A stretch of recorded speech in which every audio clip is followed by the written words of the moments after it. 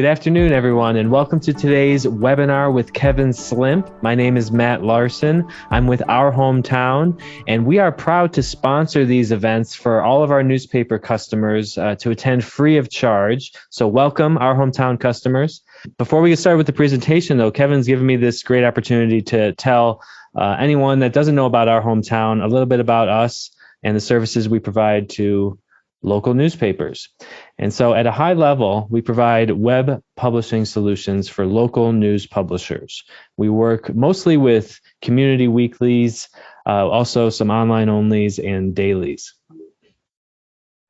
And a little bit of background on us, we're a family business founded in upstate New York in 1997.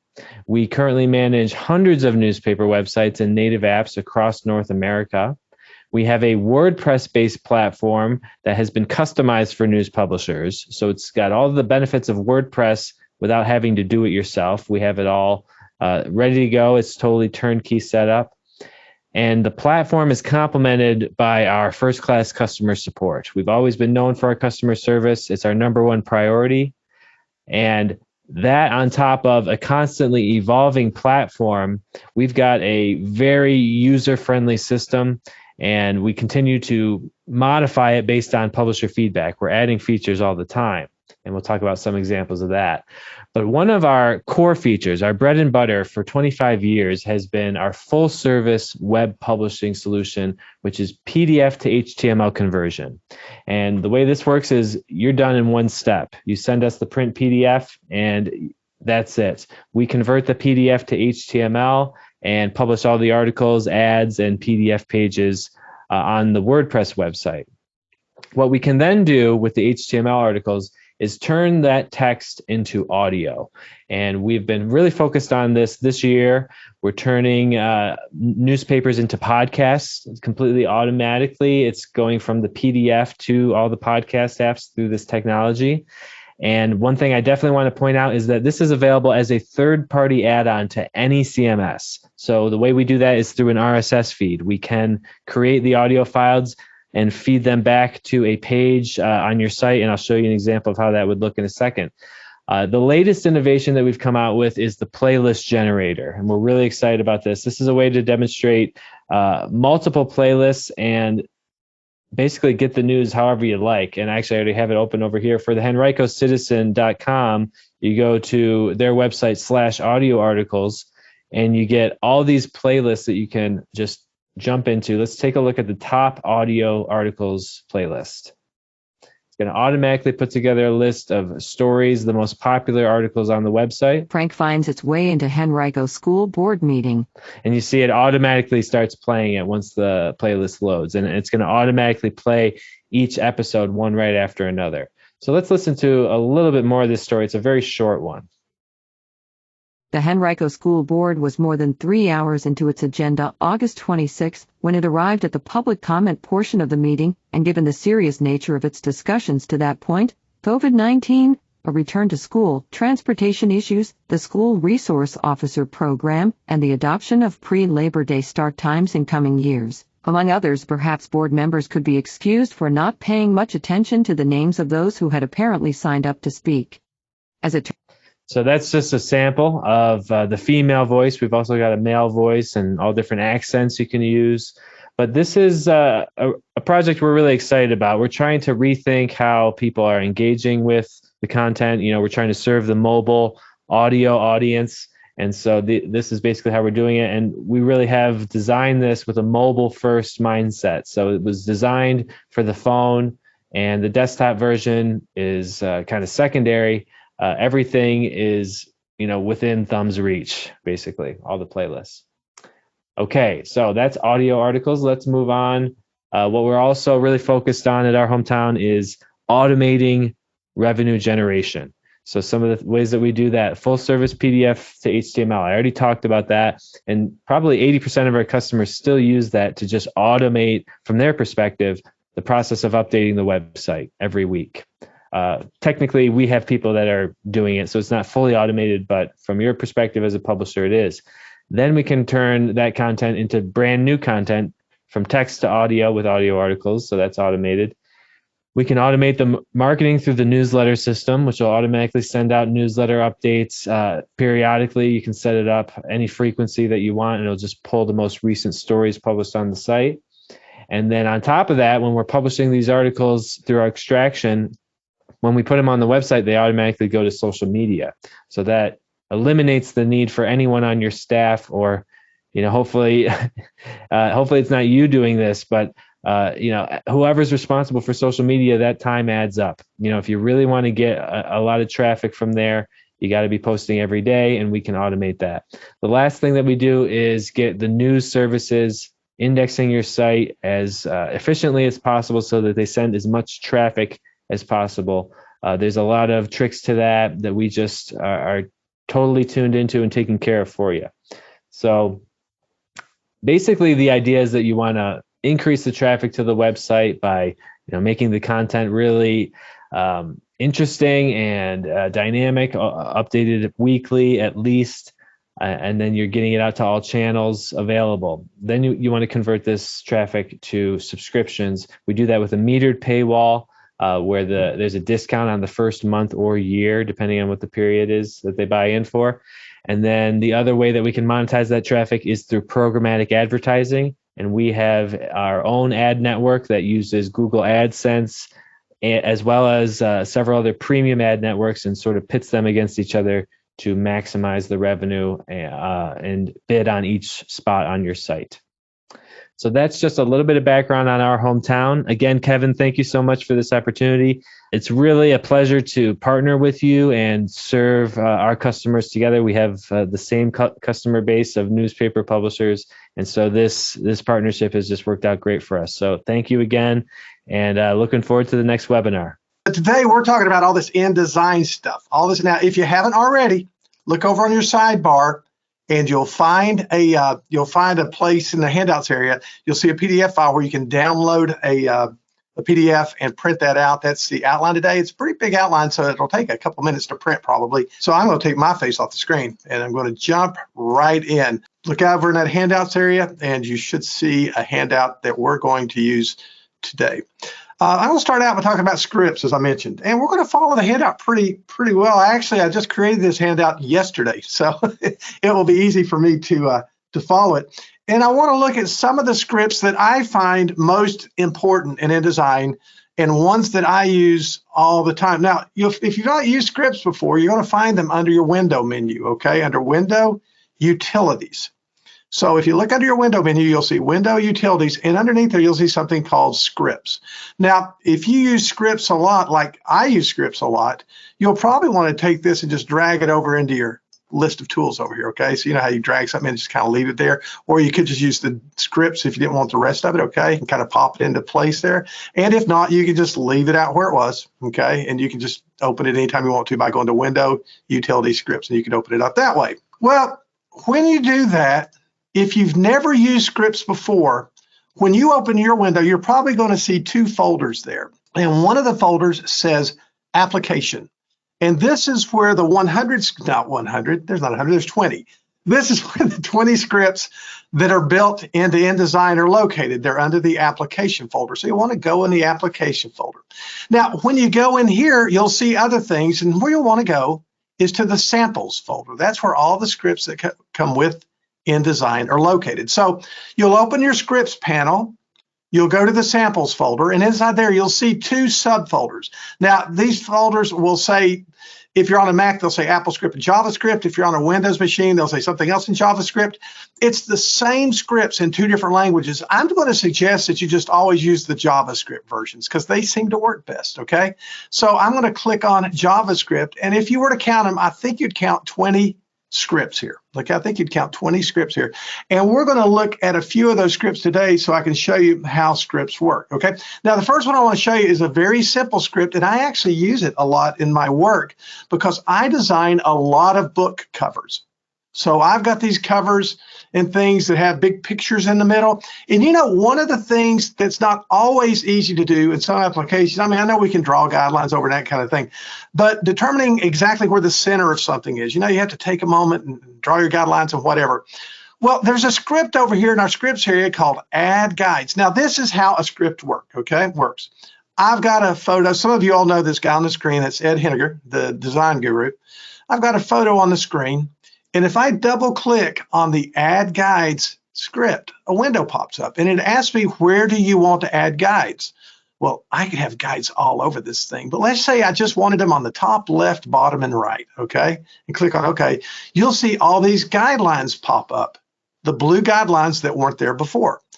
That's how a script works. It makes a lot of things happen that normally would take you a little bit of time, and it makes them happen pretty much immediately. Now I'm going to get rid of those guidelines so we can do that again. Now let's say that we need to do what I need to do a lot when I'm working on photos, and that is to figure out exactly where the center of that photo is. Well, I could come over to Add Guides, and I could say, I want you to add guides just in the horizontal center and the vertical center. And it would add guides in the horizontal center and it's just a really quick way to figure out where the exact center. Now I know there's other ways to do it, but again, scripts just make things quicker, just makes things quicker. Now, while we have this photo up, you know, a photo is in a frame, and a frame's nothing but a shape, like any other shape, okay? If I were to click on it with my white arrow, my direct selection tool, we could see the different points that make up the frame. That's where the next script comes in, add points. Add points. With add points, if you double click on it, you'll see a point pop up. Oh, I guess I have to select my photo first. There we go. Select your photo. And if you choose add points, it will add points between all the points that already exist. So I don't know if you can see them on your screen or not, but all these little tiny points have been created that weren't there before, okay? There's little tiny points all over the place. And you can take these points and do things with them, move things around, whatever, add to them, but it just creates additional points all around your frame. Now, I used this yesterday when I was creating your outline. Those of you that have downloaded the outline, and you can see at the very top of it, it says Mastering InDesign Scripts. And believe it or not, that's a screenshot from another class I taught, which was a 2-hour class just on scripts. And so I just took a picture of it, put it up here. Well, there was a little bit that got in the way. There was a little bit of a photo down there that got in the way. And so I couldn't just crop it out because it was right up there inside the rectangle. So I used this script, I added some points, and then I used my white arrow, my direct selection tool, and I grabbed the point I wanted to move out of the way and did, and it worked really, really nice. You can play with it and figure out how that works. Now, the next one is really handy for me. It's a script. I design a lot of books in my work. And so I have all these facing pages in books and you do things like magazines sometimes, or special sections and those kind of things. And you have these things called facing pages where you have a left page and a right page, that kind of thing. Well, you know, when you do books, like I do a lot of, you want to make sure that the inside margin is way bigger than the outside margin, because the inside margin is where it gets glued and bound and all that stuff. So there has to be a lot more room for it. Well, the pages you see on the screen aren't set up that way. Okay, they're set up that all the margins are the same all the way around. So what I need to do is I need to move the pages on the right side. I need to move everything to the right so that the inside margin is bigger. And I need to, on the left page, the one on the left over there, I need to move all those to the left. Well, believe it or not, there's a script that does that for you, okay? And of course, all your scripts are under Window Utility Scripts. And there's a script there called Adjust Layout. And I just really, really like, it's called Adjust Page Items. I don't know why I put Adjust Layout on your outline. It's called Adjust Page Items, okay? And it asks you, do you want to work on the even pages? Those are the left side pages, okay? Or do you want to work on the odd pages? Those are the right pages, like page 1 and 3 and 5 and those kind of things. And it says, what do you want to do with them? Well, let's just go in here. Let's say, just play with it, see what happens. I want to move the even pages minus 30. That would be 30 points, okay? And I want to move the odd pages 30 points. And let's just see what happens. Now, I sent them the wrong direction, didn't I? And that's going to happen to you sometimes, okay? They actually went the wrong direction. I'm not going to undo it. I'm just going to go back into the script and fix that. I'm going to now say I want the even pages to move 60 and the odd pages to move minus 60. Okay, so just double that number. And looky there. Now when I go throughout the document, it's not just on these 2 pages, but on all the pages, I now have a bigger inside margin than I have outside margin. And again, that's how scripts work. They make things, and believe me, when I'm working on a 200 or 300 page book, and I need to do that real quick because I realize it may not be that they're the same, but that I didn't quite give it enough of a margin on the inside. it is so handy to be able to just go in, use that script, and do that.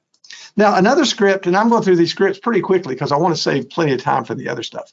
But another script that can come in handy is this particular script. It's called Export All Stories. Export All Stories. Go down to the E's. And with Export All Stories, what it does is, I'll just double click on it here, and it says, do you want to export all the stories as text only or RTF files? You know what that is. It's like a Word file or something like that. I want to export them as an RTF file, and it'll say, okay, where do you want to put them? And you can put them anywhere you want to. I'll just create a new folder right here, and we'll call it Exported Stories. How's that? That quickly I do that, and if I were to look in that folder that we just created, look at all those RTF files that are in there. Every individual piece of text story in this document is in a separate RTF file. Now, this document's a long 20-page catalog, so there's a lot of them. But if for some reason, you don't always need this, but if for some reason, especially web people that work on websites, they need all those individual text files, that script is a very quick way to take all the text, export it out as a separate text file. Now, another script that can come in handy, it came in handy with me not too long ago,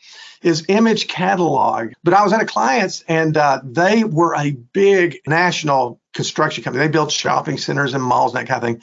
And they had me working with their advertising people and marketing people. And one of the things I noticed is they had all these images, logos, especially logos, and there was no easy way to know what they were from the names and that kind of thing. And so I just went into Image Catalog. You got this thing called Image Catalog. You don't even have to have a file open for this, but you just go to Image Catalog and you say, okay, I want to create a catalog of all my images, or all the images that are on my server, or all the images that are in a folder. I'll just go over here and I'll just choose, I created a folder for this called Image Catalog JPEGs. Okay, so we'll just use that one. I want to take all the images that are in that folder, and I want to create a catalog of them. Now, I can set up numbers and rows. You know, I can have 5 columns of them with 3 rows, or 20 columns with 10 rows. However I want to do it is fine. But I'm going to set that up here. And one thing that I want to do is I'm going to increase the number by label offset. And you'll see why. I'll show you why in just a second. But let's just set that to 15 points and see all these scripts, by the way, work in what we call points. They don't work in inches or picas or anything like that. They work in points. 72 points to an inch. So when you're thinking about how far you want something to be, if you want it to be a half inch, that's 36 points. So we're making an image catalog here. We're going to say, okay, use 4 rows across, 4 columns down. I'd like for the font size to be, 12 points, and the text that goes under, all that. You can fill all that in. But when you click on OK, it's going to create a catalog. And that catalog is going to have 4 photos across, 4 photos down. Now, when you see right here, one of the things that we did, and that's why I said you'll see why later, I didn't tell it to make this far enough. I should have told it 20 instead of 15. And I wanted to do that so you can see what happens. So when you come in here, you can see that all the text frames aren't quite big enough. If I had set that to 20, the label offset to 20 instead of 15, it would have worked just fine with the text. So you'll play around with that. You'll play around a little bit. You can see though what it will do is, and it will create as many pages as it needs in your catalog. It will create as many pages as it needs. It'll have the image with the name of the image underneath it. And you may have a server or a folder with 10,000 images in it. This is a great way to make a catalog of those images. So that's what Image Catalog does. Now, if you've been, and several of you have been to some of my Advanced InDesign classes, and so you've probably seen me teach this script before, and I'm not going to get into it the way I do in an Advanced InDesign class because we do all kinds of things with it. I just want to show you how it works. So let me just create a new document here. This is for when you're creating something like a page, maybe like a graduation section or a real estate section or a catalog or something where you have a lot of photos on the page and they're all the same size. So graduation sections are easy ways to think about this, okay? And so what this script does is it allows you to create a frame, and you can use either rectangle for this. It doesn't matter which one you use. And let's just create a rectangle where all those photos are going to go.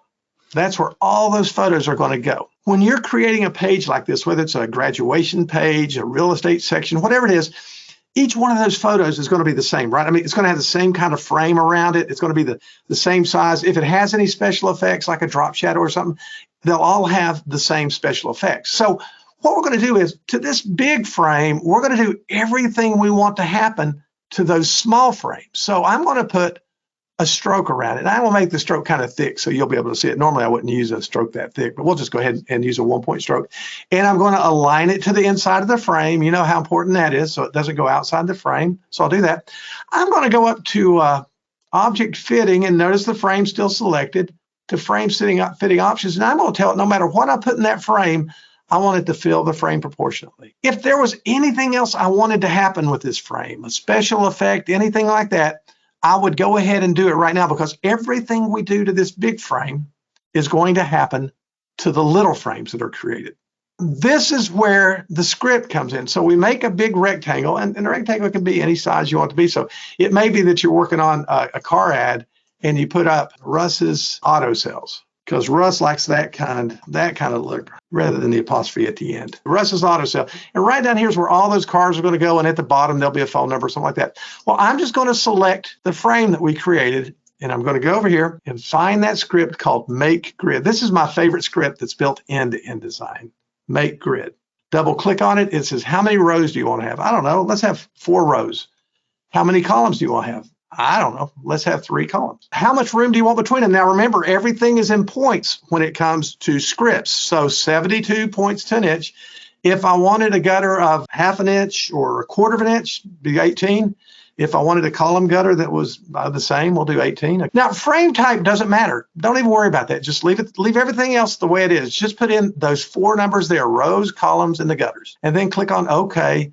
And you notice it automatically created the frames for us. So now we can simply go in, and how many was that? 12. And we will place those 12 photos inside those frames. And it will automatically make them fill proportionally and all those things, because we told it, I'm missing a photo. We told it to do that when we created. So that quickly we can go in and we can create a grid that does it. Now, if we were in a class where we were just teaching scripts, or an advanced InDesign class, I'd also show you how you can use the same script to put text underneath that. So if this were a graduation section, it could put the name underneath it. And in one of my classes that some of you all have been to, you've seen where I've shown how you can go into Photoshop and put that information, and it will automatically show up under the picture.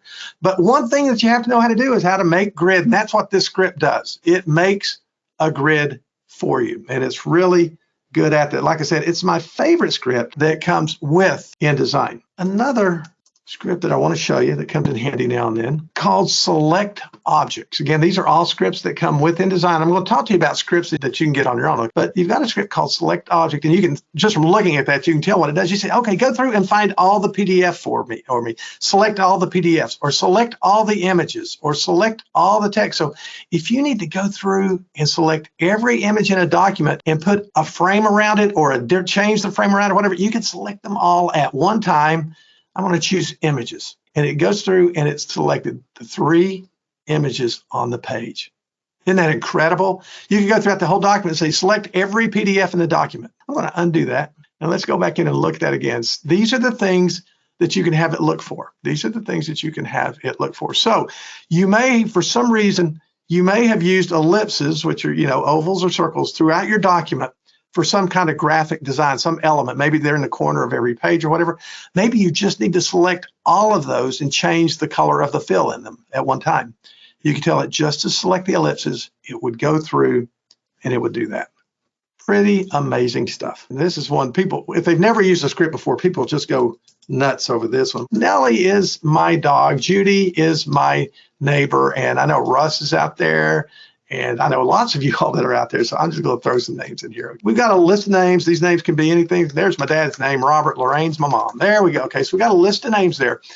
There's a script called Sort Paragraph. With this one, you need to take your text tool and select all of the type. And then simply come over and double-click on Sort Paragraph. And click on OK. And it automatically alphabetizes your list. I've had these lists with 500 names, and I've had to go through and alphabetize the list, or with numbers or whatever.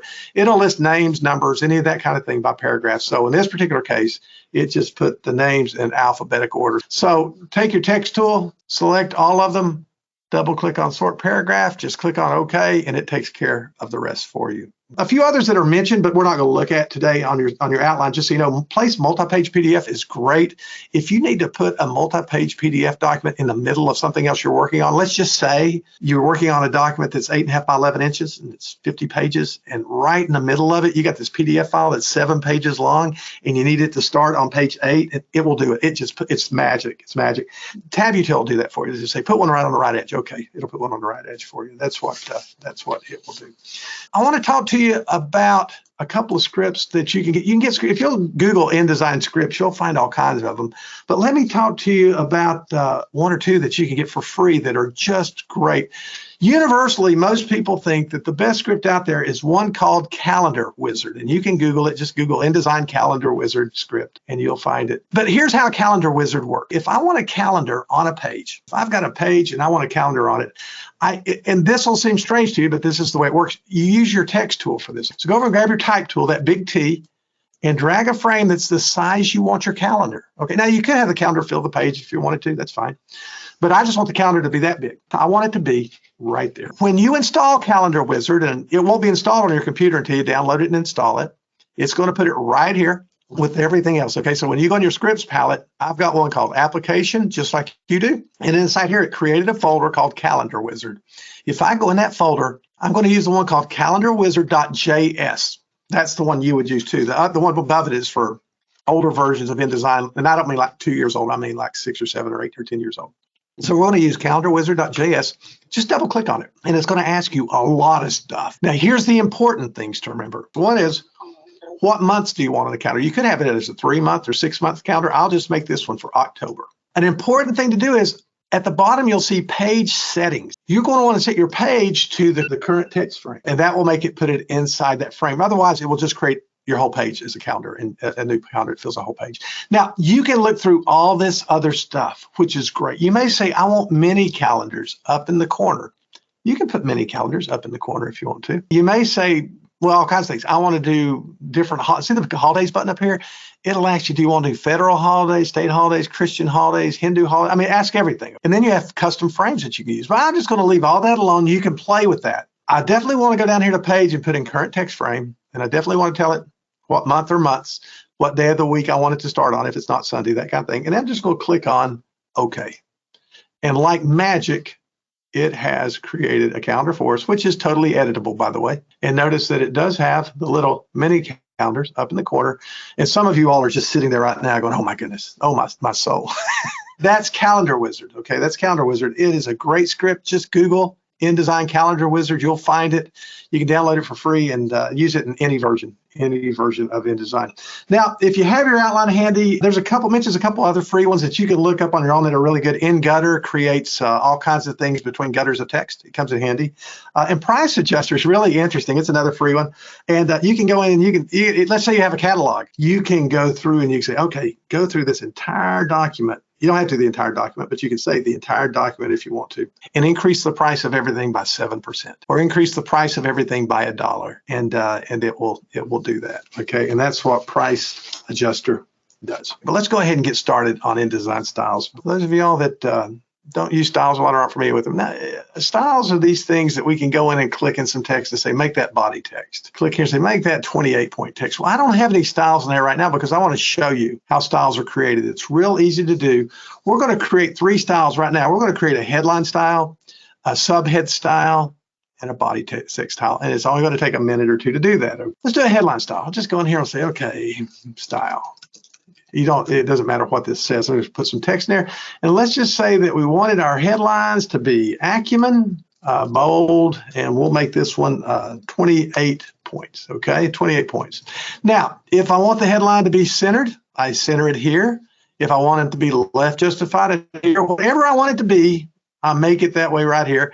And I simply go over to my paragraph styles, click on that little menu in the corner and choose New Paragraph Style. And we're going to call this one Headline. Okay? You can call it anything you want to. We're just going to call it Headline. So now we have a headline style. So if I create some text, people are getting better. There's my headline, okay? And I want it to be the headline style. Just click on the headline style and like magic, there it is, headline style. Now, let's create another paragraph style. And we're going to call it, make this one a subhead style, okay? And just like that one, do everything to this style that you want to happen to the subhead style. Okay? If I want the subhead to be in Acumen, no, yeah, we'll just do it. Acumen semi-condensed light. Ooh, that sounds good, doesn't it? Semi-condensed light. And we'll make it 18 points. And we'll put our leading in here. Let's make the leading about, I don't know, let's make it about 24. And just for fun, let's make it red, just so we can see it when it pops up. Okay, so that's what our subhead's going to look like. Okay, that's a little big. There we go.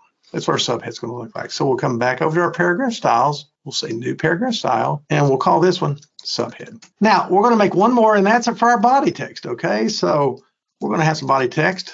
Okay, so whatever you want to have to your body text, let's just do this. So if I want my body text to be Nimrod, which is the best font for body text, by the way, and I wanted it to be 10 points over 12 points, I would just do that here. If I wanted it to have an indent on the first line, I'd do that here. If there's anything else I wanted to do to it, left, justified, whatever, I would do it to this text right here. Go over to my paragraph styles and say new paragraph style, and then that is my body text. Now, I'm going to go a little bit out of order if you're following on the outline. This is kind of a natural place to teach you how to create linked style, a linked style. Okay, it's number 4. It's over on page 60 if you're following along your outline. But this is a natural place to do that. Okay, now here's why I want to do this. Okay, let's say that I had this text that was placed on the page. Okay, and it had the headline in it. The headline went up here like this. Okay, there's my headline that's going to go on the text. Okay, and underneath it, it had a subhead, and here's where the subhead went. Okay, and underneath it, it had some body text. Okay, so here is some body text. So we have some text to work with. So I'm going to throw a little bit more body text in here so it'll look like something you might really work on. Okay, now I want to show you something that will just blow you away if you've never done it, and most of you have never done it before. Now, you all know I could go in here and I could say, okay, I want this to be the headline, right? And I could click here in the subhead area and say, I want this to be the subhead, right? And I could click in the body text and I say, I want this to be the body text. I mean, you all know that, right? Now, I could do that if I wanted to. I want to go in and we're going to change that body text so that the leading is higher. I didn't make the leading high. Not the leading. I want to do spacing. Let's go over to, let's put a space above the body text. Now, you can play with this to get it just the way you want it. So anyway, you can see how we did that. We clicked on one and da-da-da-da-da. Okay. I want to show you another way to do that. Another way to do that. We're going to go over here to our paragraph styles, and we've got the 3 styles that we created: headline, subhead, and body text. And if you've never done this, this is going to change your world. I'm going to come over here to headline, double click on it, and I'm going to tell it that I want, see right down here under style name, there's something that says next style, next style. I'm going to come in here and I'm going to choose subhead. So I've got the headline, and the next style after it's going to be the subhead. I'll click on OK. Now I'm going to come over to the subhead style we created and do the same thing. Next style, body text. What's the style that comes after the subhead? The body text. OK. Now, don't worry. If we go in here, amazing story gets the headline today. I'm only going to fix that because I know I've got some editors out there that just went nuts, and I typed that in. Then underneath that, we'll put the subhead, and the subhead is even greater. Then underneath that, we'll throw in a little body text. Now, so far, we haven't done anything new. Okay, so far we haven't done anything new, but we're getting ready to. We're getting ready to. Okay. Now, don't get excited, because if I just went in here and clicked on the first line and clicked on headline, it's not going to fix all that. I know you thought it would, but it won't, okay? What we need to do here, if we want to take all of this text and do what we think it's going to do, make a headline and a subhead, what we have to do is we have to select part of all of the paragraphs that we want to be affected by it, okay? So I'm just going to select all the text. Usually I'll just go just select all, and that will work fine. Or I can just select parts of each paragraph. But every paragraph, part of it has to be selected, okay? And then you're going to use your control key. Mac and PC, your control key. And we're going to choose apply headline. That's the top one. Then next style. If you just choose apply headline, it's just going to make all 3 of those paragraphs headline. Okay. We're going to choose apply headline, then next style. I hope you're sitting down, because look at what happened. It just created a headline, a subhead, and body text. Now, so we've talked about how to create paragraph styles, and we've talked about how you can link them together, okay, which comes in really handy. Now, if you do something like that, you're probably going to want to have these styles available on not just the one document you're working on, but you're probably going to want to have them available anytime you work on documents. So what I'll suggest you do is I'd suggest that you make it so you can do that. And here's how you can do that. Your paragraph styles here, if you'd like to save these so that they can be available to all documents, go ahead and save this document. We'll just call this one, we'll just put it over in that folder we created just a moment ago. We're going to go ahead and save this document, and I'm going to call it paragraph styles, just so I know what it is. You don't have to call it that. You can call it anything you want to. It's just an InDesign document. I'm going to save it. And if I would like to make those styles available anytime I create a new document, what I want to do is I want to close all the documents I have open in InDesign. I'm not doing that right now because I don't want these to always be there. But if you want them to always be available when you create a new document, have InDesign open, but don't have any documents open. And you'll be able to go over to your paragraph styles panel and click on a button that says load paragraph styles. So you'll do this when no documents are open, and find that file that we just created, okay? Right there it is, paragraph styles. Just find it and tell it to open it and click on OK, and it will add all the styles in there to your panel. If you have a file open like I do right now, they'll be there, but they'll only be there for that particular document, okay? If you want to be there for everything, just don't have any documents open, and then go in and tell it to load the paragraph styles, and they'll be available all the time, okay? Now, I want to talk about another kind of style that's really important for something else I'm going to teach you, and that's called a character style. The difference between a character style and a paragraph style is, with a paragraph style, if you click anywhere inside a paragraph and click that paragraph style, it's going to change the whole paragraph. With a character style, it just changes the characters you have selected, okay? Now, it comes in really handy. So I'm going to go in here, and character styles could be anything. I'm just going to go in here and say, I want a character style that looks like this. And I want it to be, let's make it Acumen, which is my favorite sans serif. And we're going to make it Acumen Light 10/12, or whatever we want it to be, okay? Acumen Light 10/12. And that's all I have to do, because character styles aren't worried about things like justification, centered, left off. They're not worried about any of that stuff, okay? They're only worried about what that character looks like, okay? So we're going to go to our character styles. We're going to say, call this one, new character style, call this one plain text. I have a reason for this, okay?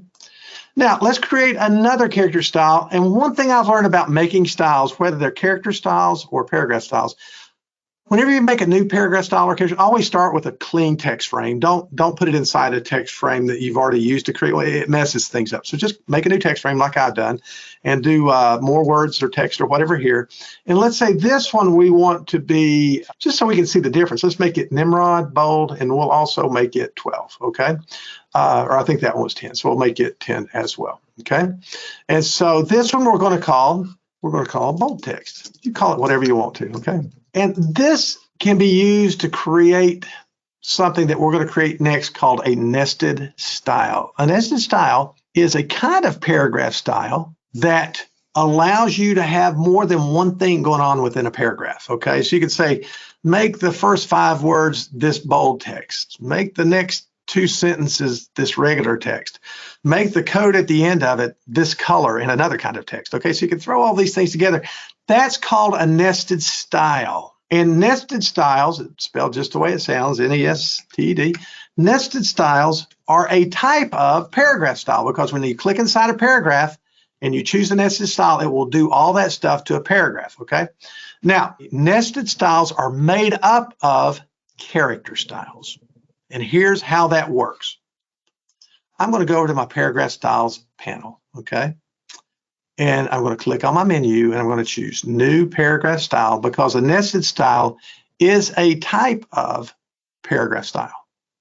Okay, a nested style is a type of paragraph style. So we're going to go in here, and we can call this anything we want to. It's going to go over here in our paragraph styles with all the others. Let's call it classifieds. We're going to make one that looks like a classified item. To create a nested style, you see this list of stuff over here on the left of your window, okay? Go way down that list, and you'll see something that says drop caps and nested styles. I got to be honest with you. I was there working with the folks at Adobe when InDesign was being developed, we called it K2 back then. And a lot of the stuff that ended up the way it is only happened because there's only so much room on a screen. Drop caps and nested styles have nothing to do with each other. Okay, they just happen to be in the same place there. Okay, so what you're going to do is we're going to come down here and we're going to go down halfway where it says new nested style. That's where we create a new nested style. Now, just in case you got lost, we're over in the paragraph styles, new paragraph style. Okay, we're going to call it classifieds, and we're going to go down to drop caps and nested styles. That's where we are right now. Go down and find the button that says new nested style, and it asks you, how do you want to start this paragraph? Well, I want to start it with that bold text. This is a list of all the character styles we've got, okay? So we've got two of them. One's called bold text and one's called plain text. I wanted to use that bold text, and I can have it through the first 1 word, 2 words, 5 words, whatever, 1 sentence, any way I want it to be, okay? I'll say 5 words, but I could say through the first sentence or the first 2 sentences or to the first end space or number, all kinds of things. I don't want to get too confusing, okay? We're just going to say through the first 5 words. Click on the new nested style button again. There's the plain text through the end of the nested style character. That means through the end of the paragraph, end of the nested style character. So what we've told it to do is, in this paragraph style, have bold text through the first 5 words and have plain text to the end of the nested style. Okay, now we could add more. We could say have plain text till it comes to a period, and then have another character style that we've created. You can have all kinds of them in here, but for learning purposes, we're just going to stick with this, okay? And we'll click on OK. And if we look over here in our paragraph styles panel, there's classifieds have been added there, okay? So we'll go here, we'll just create our own classified real quick. 2012 Chevy Malibu. I don't even know if they made those in 2012. Driven only by a grandmother on her way to church each Sunday, $18,900 firm. Call her Nellie at 867-5309. How's that for a classified ad? Okay. Now, remember we created a nested style over here, didn't we? So I should be able to take my type tool, click anywhere within this paragraph, and click on classifieds. And it worked. Now, on this particular one, it probably would have been better if I'd said, make it through the first sentence, and it would have stopped at the period. Okay, but that's okay. A lot of classified ads, if you look at them, I know you don't see as many as you used to, but if you look at classified ads, a lot of them will have the first 3 words or first 5 words be bold, no matter whether there's a period in there or not. Okay, so you could do it that way. We could have said through the first period. So, you know, we could go in and edit this. This is there we go. And we say, okay, plain text or bold text through the first 1 sentence if we wanted to. Okay. There we go. If we wanted to, okay. So you could do that, and that's what your style would be like. It would go to you had a period or a comma or something like that, okay. Now that's called a nested style. That's when you have 2 or more things going on at the same time. Now you could make part of that, one of your character styles could be in a color. You know, if you wanted some of the words to be in a color or whatever. I don't know why you'd want to do that. Maybe you want that bold text to be in a certain color. You could do that, and it would come out that way in the nested style when you created it. There's one other kind of style I want to talk to you about, and that's an object style. And object styles are really easy. You can find them over on the side. There's object styles. You can also find all these things under the window menu, under window styles. Okay, there's all your different kind of styles, and you got object styles. We're not going to get into table styles today, but there's also styles and tables, just all kinds of styles that we can create. Let's talk about object styles. There's nothing to object styles, okay? Let's say that we have an object. It doesn't matter what kind of object it is, okay? But let's say that we have an object, okay? Let's make a little star up here just for fun. We got an object here, and we go in here and we fill it with something. We'll just fill it with yellow since it's a star. And let's put a pretty little blue stroke around it. We could put a drop shadow behind it if we want. We do anything. We could do anything we wanted to. Drop shadow, emboss it, bevel it. We're going to talk about effects here in just a minute. You could do any kind of a special effect to it. It could be whatever you want to do, okay? Then you can save that as a style. So if you're going to be using this kind of style throughout a document, you can come over to Object Styles and you can say, click on the menu and just choose New Object Style. Just click what you've done. And we're going to call this Yellow Star. Now, notice all these things down here. Yeah, you can do them manually, but you can just go ahead and create it and tell it to make a new style from that, okay? So we now have a style called Yellow Star, and we can use it anytime we want to, and it will do that, you know, select an object and it will do the same thing to that object. Now, just like with the paragraph styles, and the character styles, if we wanted to create object styles that we could always have available when we have a new document, simply save the file, and when no documents are open, go over to the Object Styles menu and choose Load Object Styles. Just like we did with paragraph styles, select that InDesign document. If you start creating nested styles, remember that you'll need to save that nested style with the other paragraph styles, so that they can open up. But you'll also need to include the character style. So you'll want to load the character styles when no documents are open as well to your character styles panel, because for the nested style to work, it needs the character styles, okay? So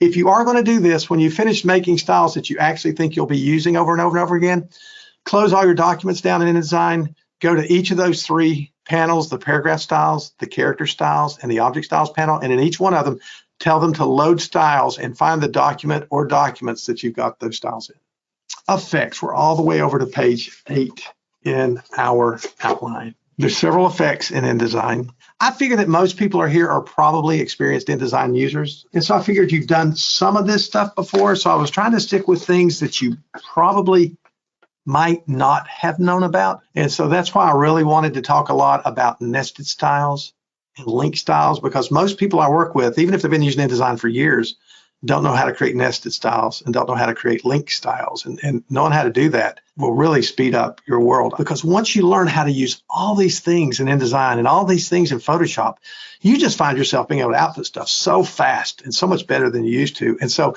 start working on these things a little bit at a time, get used to using them, know they're there, and you'll be surprised how you'll use them. Like that thing I showed you where you can adjust the pages so it moves them to the right, moves them to the left. You'll be surprised how often you'll end up doing that, It's great to be able to learn to use all of these tools. Now, let's go over to effects. And of course, that's there's several places you can get to effects, okay? You've got an effects, depending on how your workspace is set up, and mine is set up under Window Workspace. Mine is just set up in the Advanced Workspace right now, okay? So if yours is set up for Advanced, your probably looks like mine, okay?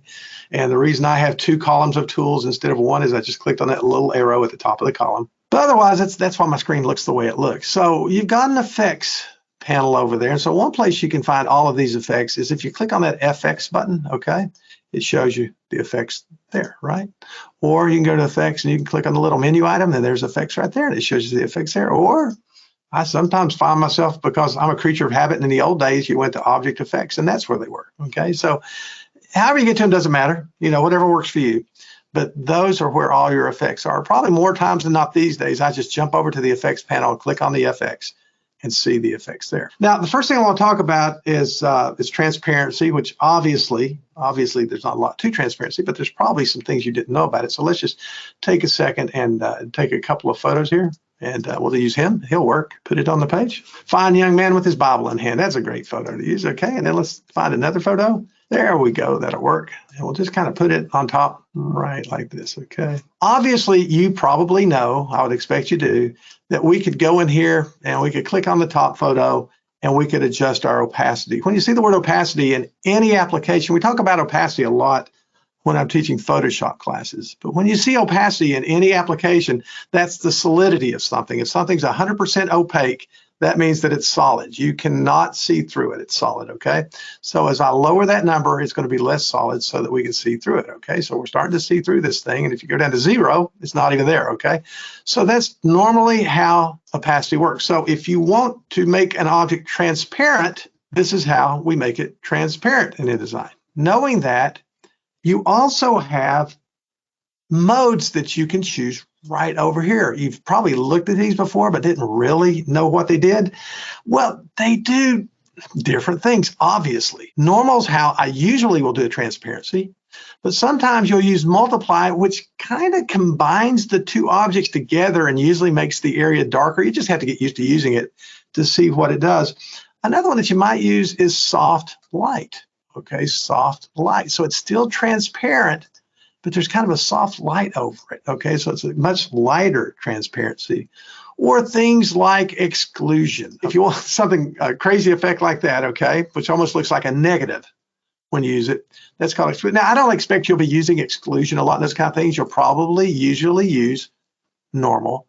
But just know that you do have these other options under here, okay? There's color. There's saturation, which saturates things more. So if we go in here and increase or decrease the opacity, okay, it saturates things more. Let's make sure that everything is where we think it is. Difference, okay, which brings out the differences between the two objects. Color dodge, whenever you see the word dodge, that means lighten. In InDesign or Photoshop or anything else, whenever you see burn, that means darken. And so you start to see what all of these things do. We're going to stick with normal on that right now. So that's a really quick primer on transparency. And transparency comes in handy sometimes when we look at special effects. Now, I know that you know what these special effects do. I want to help you understand how they work so that you can maybe get better results with some of the special effects. So we've got an image. We've got an image on the screen. Now, of course, these effects work with images or with text, okay? So you can have an image, you can have text on the screen, and we'll make it big text so we can kind of see these special effects take place. And we'll fill this text with yellow and put a black stroke around it, just so it's really pretty for us to look at. And we'll make our stroke smaller than that. There we go. So these effects can work with text or an image, okay? Now, to create something like a drop shadow, when you're dealing with all these numbers that we're going to talk about in a second, you select the item, even if it's text, with your black arrow, with your selection tool. If I go in here and select this photo, and I go over to my effects and say, I want to put in a drop shadow. Let's move it over here. Click on the preview button so we can see things happen as we do it. You can see a drop shadow there. And you've probably gone in here and played with these numbers before. And some of you have wondered, what do they actually mean? Well, let's talk about a couple of them, okay? Now, we've talked about a few things like mode already and what mode means. And so depending on what's behind your photo, the drop shadow could look differently. If we're on top of a white page, which is what we're usually in front of, they're going to look pretty much the same. But if something else were behind it and you chose multiply, it would combine those two items together as it did before, and you'd get that weird effect, okay? Now, other things that you have in here, though, one of the things that is so important is to understand the idea of spread in any kind of effect. And this comes in really handy in InDesign and in Photoshop, is understanding spread. If you think about something like a drop shadow or an outer glow, if you think about it, what it is it's a solid dot, and the solid dot is right in the middle of it, right in the middle of that drop shadow, okay? And it feathers as it goes out, so that on the edge, there's nothing there. Well, the spread is the solidity of the dot in the center. So as that number increases, you're going to see the edge of the drop shadow get solid if you go up to 100%. Okay, so the spread is the solidity of the drop shadow as it goes out from the center. So you play with that spread. If you want a solid drop shadow, play with the numbers, play with the solidity of the center, and get exactly what you want in your drop shadow. Now, if you notice the options, notice how that's the place where it messes with the corner and rounds the corner when you adjust the options area. Distance, sets up the distance from the photo or whatever it is that you're creating a special effect. And opacity, we talked about opacity, right? One of the things that's really important is drop shadows generally print much heavier than they look on the screen. And so generally, you really want to lower that opacity, okay? So if you're working on a drop shadow, you usually want to lower that opacity quite a bit because it's probably going to come out much, much darker when it's printed than it looks on the screen. So you play with all these things. So think about spread. That's the solidity of the drop shadow. And think about noise if you want a noisy drop shadow, which sometimes you do. It's rare. Well, I say rare. It's not as often as a regular drop shadow. But sometimes you want a noisy drop shadow. If we've got text and we want to do a special effect on the text, same thing. So make sure and select the text frame with your selection tool, with your black arrow. And one thing I found is, trust me, in the long run, it's better if your frame isn't too much bigger than the text you're working on. And so we'll go over here and we'll say, I want to have an outer glow, and I want the outer glow to be black. Okay, I'm going to have a black outer glow. And remember the things we talked about like spread? If you increase the spread, that's increasing the solidity of the outer glow. Remember the opacity? Solid black if you move it up to 100%. Spread, if you move it up to 100%, it's going to be solid, okay? Now, there's sometimes when you're putting text on top of a photo, white text on top of a photo, when you want to have a solid outer glow around it so that the text shows up on top of a photo. So sometimes you purposely put a black outer glow around something. We must have it set up not in normal mode, and that's why the outer glow is not looking black. We put it on top of the photo, okay? So you can play with that. It must be set for difference right now. So you can see how those modes make a difference on how something works, okay? But you can have those special effects around photos, around text, or whatever. Now, one thing people ask me about sometimes is, what's the difference between a bevel and an emboss? So let's place a photo on the page, and let's do both, okay? Effects, bevel, and emboss.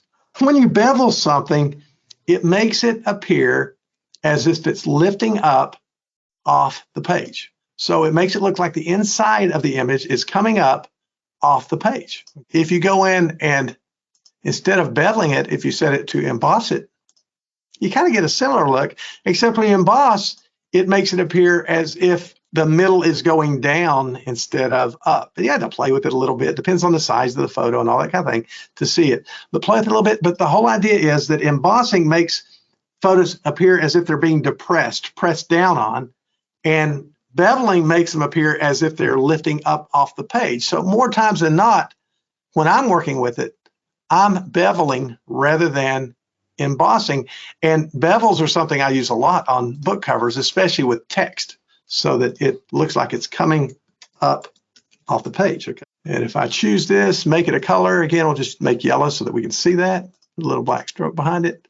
And I want to tell it that I want it to bevel that text. How about 0.3 instead of 3? That might work a little better. Remember, you select it with your black arrow tool, go to your effects, choose bevel and emboss, and I will tell it that I want to do a bevel. And you have to play with the numbers because this is a small piece of text, so the numbers are going to be much different than they would be with the photo. And it makes it appear as if the text is lifting up off of the page. A couple other ones I want to show you, though, and there's some pretty important ones if you don't know how to use them. I want to talk to you about a couple of the feathers, at least one of the feathers we have here, called a directional feather. You know what a feather is, right?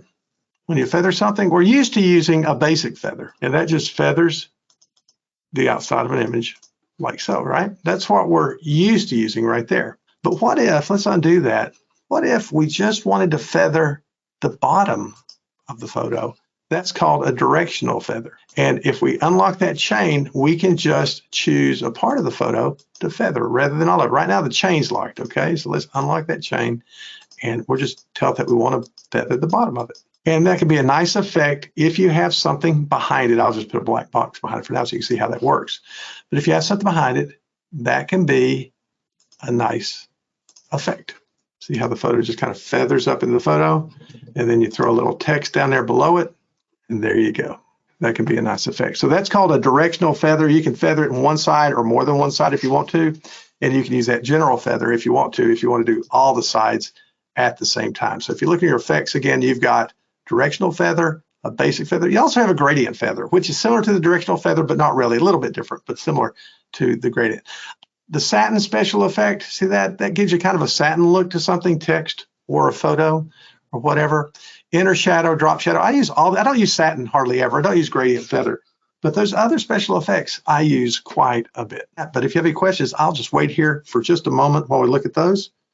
While we're waiting, I'll thank my friends from our hometown for being a sponsor for our webinar today. It's nice that your folks get to come. About half of our attendees are usually from our hometown. And it's really great having so many of my friends here today. Thanks for doing that. Some of you all will be in Des Moines next week. I'll be speaking at the it's the Association of Community Papers. It's the National Association for Community Papers. I'll be there in Des Moines next week for that. Bill sent a note and said, would you tell us how to delete a style? Oh, sure I will, Bill. If you want to just get rid of a style in your paragraph styles panel, I don't have these styles here right now, but let's go ahead and make one real quick so I can delete it for you. Let's just make that a style right there. New style, we'll call it get rid of. There we go. Now, Bill, we got to get rid of style over there, okay? If you want to delete a style, just click on it and click on the trash can at the bottom of your styles panel, okay? If you've got something in a style and you don't want it to be that style, pick another style or just click on basic paragraph, okay? But if you just want to delete it, just click on the trash can. Now, if you've got it set up where it's in all your new documents, you'll want to go out, have InDesign open, the application, but no documents open. And then with no documents open, go to your paragraph styles, click on the style, just click on the trash can, and it will go away. Well, thanks, gang. You're welcome, Scott. I'm glad you were here too. thanks for joining me today. I had a lot of fun. A lot of fun. It's hot here in Knoxville. It feels like it's about 90 degrees today. I don't know what it's like where you are, but thanks for joining me. I hope you have a great rest of the day. We have a bunch of webinars scheduled, so check out newspaperacademy.com and see what's coming up next. And we will catch you next time. Again, thanks for joining me today.